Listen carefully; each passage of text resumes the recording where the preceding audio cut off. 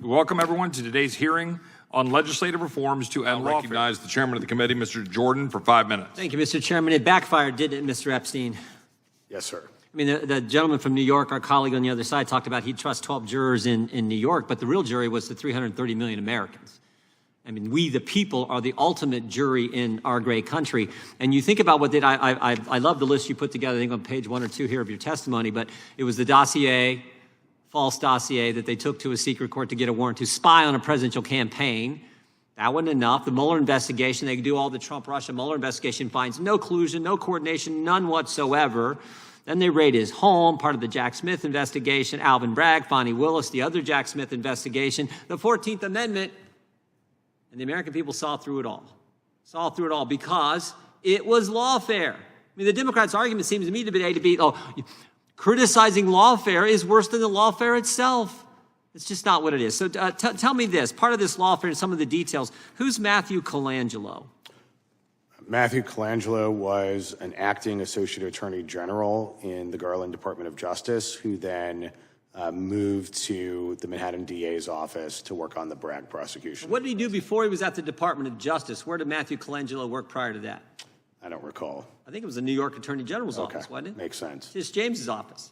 So here's a guy who worked for Tish James, then worked for the Biden-Garland Justice Department, and then Alvin Bragg says, we want him to work for us. And according to media, he came to work for Alvin Bragg for what reason? I think you put it in your testimony. Yeah, he obviously was motivated by the case against President Trump.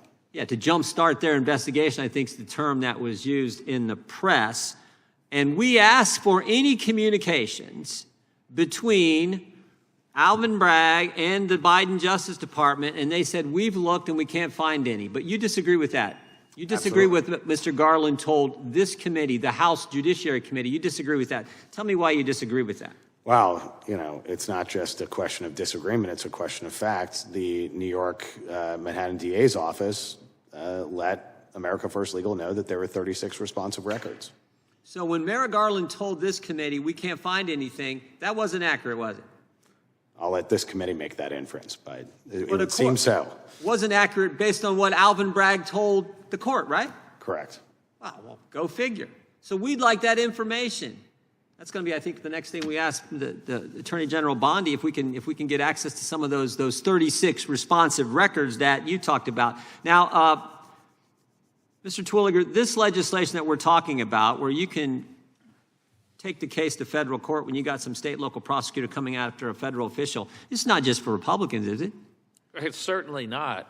And in fact, both as to formers and as to the reinstalling the substantive scope, expanded scope that Congress intended going back to at least 2011, I think every former official of the Biden administration would cheer you on. Yeah, I mean, like it's just as important for if some prosecutor in Arkansas, Oklahoma, some red state decides for whatever reason he's going to, I would assume he'd do it based on the facts and the evidence, but let's say it's maybe a little shaky. Maybe not. Maybe it's a great case. But still, we're saying, okay, to the chief of staff of President Biden, Mr. Zients, if they're coming after you, you can move that to federal court.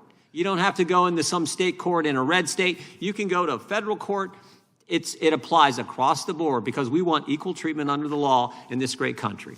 So true, Mr. Jordan. And the fact of the matter is that I really would urge, particularly your colleagues on the other side of the aisle on this committee, to go back and look at what those two Democrat-appointed presidential judges said in the 11th Circuit case. They recognize just how perniciously dangerous it is. What is a chief of staff supposed to do when the president says, I want you to set up a phone call, I need to talk to so-and-so. Oh, wait a minute. Am I going to get in trouble with Fonnie Willis because I do this? Yeah. It's absurd. No, it's absurd. That's absurd. And just the overall attack on executive privilege, for goodness sake.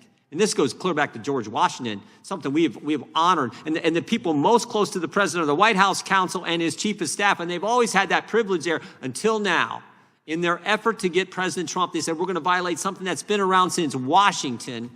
And they did this. And what we're saying is, let's at least fix it so you can go to federal court, fix part of it, so you can go to a jury that's different than some local prosecution, some jury at a local level. Yes, sir. These are quintessential federal questions that have to be brought into federal court.